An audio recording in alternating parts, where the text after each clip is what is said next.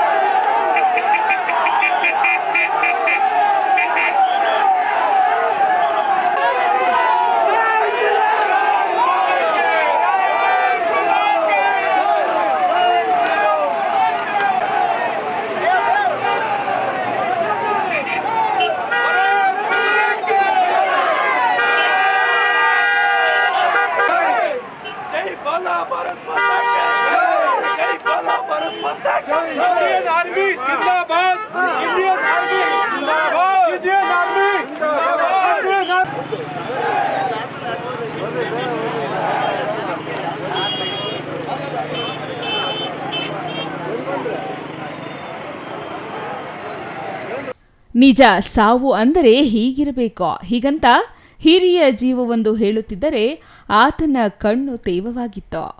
ಯಾವ ತಾಯಿ ಹೆತ್ತ ಮಗನೋ ಅಷ್ಟು ಚಿಕ್ಕ ವಯಸ್ಸಿಗೆ ಇಷ್ಟೊಂದು ಕೀರ್ತಿ ಪಡೆದ. ನಿಜವಾಗಿಯೂ ಆತನನ್ನ ಹೆತ್ತ ತಂದೆ ತಾಯಿಗಳು ಧನ್ಯರು ಹೀಗಂತ ಹೇಳುತ್ತಿದ್ದ ಅಜ್ಜಿಯ ಕಣ್ಣಾಲಿಯಲ್ಲಿಯೂ ಕಂಬನಿ. ಇವೆಲ್ಲ ದೃಶ್ಯಗಳು ಕಂಡು ಬಂದಿದ್ದು ರಾಷ್ಟ್ರೀಯ ಹೆದ್ದಾರಿ 44ರಲ್ಲಿ.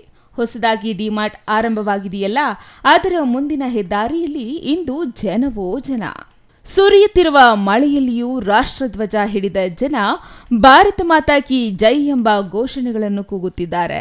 ಮುರಳಿ ನಾಯಕ್ ಅಮರ್ ರಹೆ ಎಂಬ ಘೋಷಣೆಗಳನ್ನು ಕೂಗುತ್ತಿದ್ದಾರೆ. ಕಿಕ್ಕಿರಿದು ಸೇರಿದ ಜನರನ್ನು ನಿಯಂತ್ರಿಸಲು ಪೊಲೀಸರು ಹರಸಾಹಸ ಪಡುತ್ತಿದ್ದಾರೆ.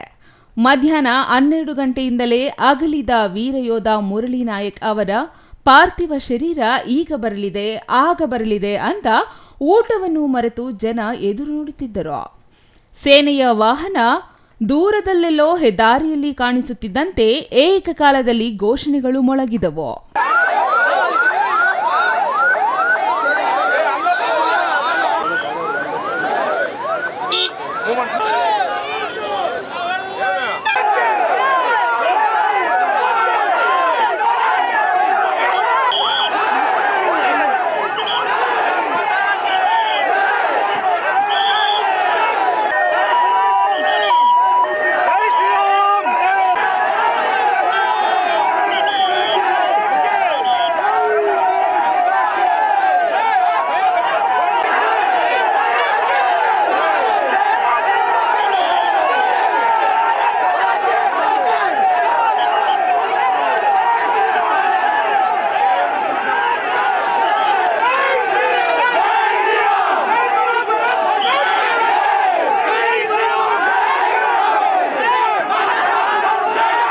ಕಾಶ್ಮೀರದ ಪಹಲ್ಗಾಮ್ನಲ್ಲಿ ಪಾಕಿಸ್ತಾನಿ ಭಯೋತ್ಪಾದಕರು ನಡೆಸಿದ ಹಿಂದೂ ನರಮೇಧಕ್ಕೆ ಪ್ರತಿಕಾರವಾಗಿ ಭಾರತ ಪಾಕಿಸ್ತಾನದ ಮೇಲೆ ಆಪರೇಷನ್ ಸಿಂಧೂರ್ ಕಾರ್ಯಾಚರಣೆ ನಡೆಸಿದ್ದು, ಅಗ್ನಿವೀರ್ ಯೋಜನೆಯಲ್ಲಿ ಸೇನೆಗೆ ಸೇರಿದ ಮುರಳಿ ನಾಯಕ್ ಈ ಕಾರ್ಯಾಚರಣೆ ವೇಳೆ ವೀರ ಮರಣ ಹೊಂದಿದ್ದಾರೆ. ಅವರ ನಿಧನ ಸುದ್ದಿ ಕಾಡ್ಗಿಚ್ಚಿನಂತೆ ಹಬ್ಬಿತ್ತು.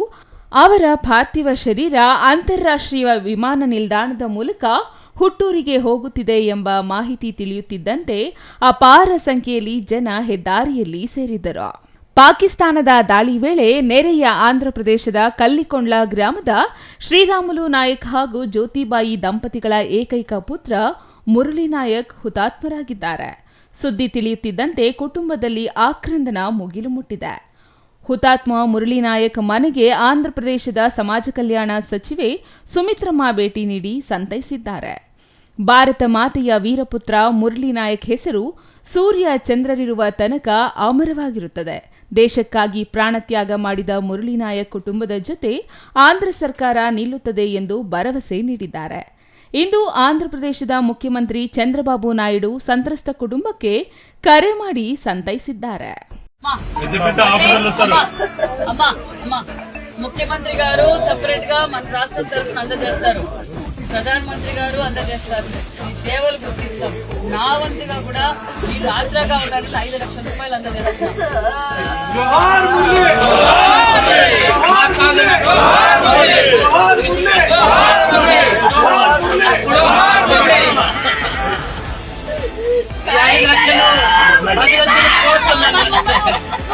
ముందు తల్లి అమ్మ అమ్మ నీ కొడుకు అమ్మ అమ్మ అమ్మ అమ్మ అమ్మ అమ్మ అమ్మ నువ్వు వీర మాతవే, వీర మాతవి నువ్వు. పుట్టిన వారు ఇంతకే తప్పదు, కానీ చరిత్రలో సూర్యచంద్రులు ఉన్నంత కాలము నిలవలేని వారు కొంతమందే ఉంటారు. మన చరిత్ర ఈ రోజుకి స్వాతంత్రం కోసం ఎంతో మంది పోరాట త్యాగం చేసినందుకు ఈ రోజు మనకు స్వాతంత్రం వచ్చింది. ఈ రోజు మన మురళీ నాయక్ కూడా ధర్మం కోసం, దేశం కోసం ప్రాణాలు వదిలిన వీర సైనికుడనే చెప్పాలి. ఎందుకంటే అతి చిన్న వయసులోనే నేను ఒక్క రోజైనా సైనికునిగా ఉండి మరణించారే తప్ప ఆర్మీకి పోకుండా ఉండనని తల్లిదండ్రులకు, గ్రామస్తులతో, అంటే అతనిలో ఉన్న దేశం మీద ఉన్న భక్తి ఏమిటో ఆయన మరొకసారి కూడా చూపించారు. మరి నిజంగా మరి ఈ సత్యసాయి జిల్లా వెనుకొండ నియోజకవర్గం గోరెంట మండలంలోని తల్లితాండ శ్రీరాములు నాయక్, జ్యోతిబాయికి ఉన్న ఏకైక సంతానం మురళీ నాయక్. మరి మురళీ నాయక్ వారి బాధ అయితే నిజంగా చెప్పరాని బాధ. కానీ ఒక పక్క వాళ్ళు నిజంగా నా కొడుకు ఈ దేశం కోసం ప్రాణాలు ఇద్దామన్న ధైర్యంగా కూడా ఉంటున్నారు. అదే విధంగా ఆ తల్లిదండ్రులకు కూడా నిజంగా మనం అందరం రుణపడి ఉండాలని కూడా తెలియజేస్తున్నాం. ఎందుకంటే వారు చేసిన త్యాగం అంతా ఇంత కాదు. మరి ఇప్పుడు ముఖ్యమంత్రి గారు కూడా మాట్లాడి వారి తల్లిదండ్రులు పరామర్శించి వాళ్ళకి వెళ్ళలేలా ఈ కుటుంబానికి ఎప్పుడూ అండగా ఉంటామని కూడా తెలియజేస్తూ, అంతేకాకుండా ఇదందరూ స్ఫూర్తిగా తీసుకోవాలి. ఎందుకంటే దేశం కోసం ఆస్తులు, ప్రాణాలు వదలటానికి మనం అంతా సిద్ధంగా ఉండాలి. ఎందుకంటే ధర్మం కోసం ఈ రోజు మనం పోరాటం చేస్తున్నాం. ఒక పక్క నరేంద్ర మోడీ గారు కావచ్చు, ఒక పక్క మన ముఖ్యమంత్రి చంద్రబాబు నాయుడు గారు మన దేశం కోసం అన్ని వేళలా అన్ని శ్రమించడానికి మనం సిద్ధంగా ఉండాలని కూడా తెలియజేస్తాం. ఖచ్చితంగా పాకిస్తాన్ని భూస్థాపితం చేయబోతున్నామన్న విషయాన్ని కూడా మేము తెలియజేస్తున్నాం. ఎందుకంటే ఈ రోజు మనం న్యాయబద్ధమైన పోరాటం చేస్తున్నాం. మరి ఎంత కిరాతకంగా హత్యలు చేశారో మనం అందరం చూసాం. మరి ఇలాంటి వీర జవాన్ల మరణం వృధా కాదు. ఖచ్చితంగా మనం ಪಾಕಿಸ್ತಾನ್ ತಗ ಬುದ್ಧಿ ಚೆಪ್ತಾಮನ್ನ ವಿಷಯ ಕೂಡ ತಿಳಿಯಜೇಸ್ತು. ಯೋಧನ ಪಾರ್ಥಿವ ಶರೀರ ಇಂದು ಸಂಜೆ ದೇವನಹಳ್ಳಿಯ ಅಂತಾರಾಷ್ಟ್ರೀಯ ವಿಮಾನ ನಿಲ್ದಾಣಕ್ಕೆ ಬಂದಿದ್ದು, ಚಿಕ್ಕಬಳ್ಳಾಪುರ ಮಾರ್ಗವಾಗಿ ಪಾರ್ಥಿವ ಶರೀರವನ್ನು ಕೊಂಡೊಯ್ಯಲಾಯಿತು.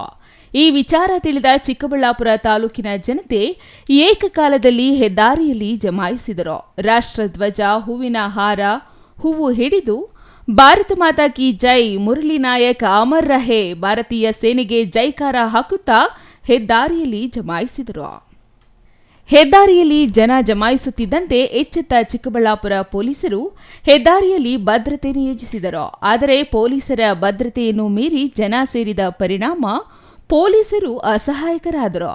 ಆದರೆ ನೆರೆದಿದ್ದ ಜನರೆಲ್ಲ ಅಗಲಿದ ವೀರ ಯೋಧನ ಆತ್ಮಕ್ಕೆ ಶಾಂತಿ ಕೋರುವ ಜೊತೆಗೆ ಆತನಿಗೆ ನಮಿಸಲು ಬಂದಿದ್ದಾರೆ. ಆದ ಕಾರಣ ಎಲ್ಲರೂ ಜೈಕಾರವನ್ನು ಕೂಗುತ್ತಲೇ ಮುರಳಿ ನಾಯಕ್ ಪಾರ್ಥಿವ ಶರೀರದೊಂದಿಗೆ ಬಂದಿದ್ದ ಯೋಧರಿಗೆ ನಮಿಸಿದರು.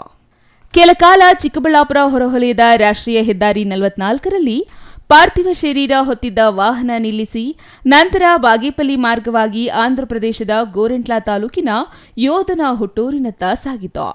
ಮಧ್ಯಾಹ್ನದಿಂದ ವೀರ ಯೋಧನ ದರ್ಶನಕ್ಕಾಗಿ ಕಾದಿದ್ದ ಜನ ಭಾರವಾದ ಹೃದಯದೊಂದಿಗೆ ತೇವವಾದ ಕಣ್ಣೊರೆಸಿಕೊಳ್ಳುತ್ತಾ ಭಾರವಾದ ಹೆಜ್ಜೆ ಹಾಕುತ್ತಲೇ ಜಾಗ ಖಾಲಿ ಮಾಡಿದರು. Ambareesh N, CTV news, Chikkaballapur.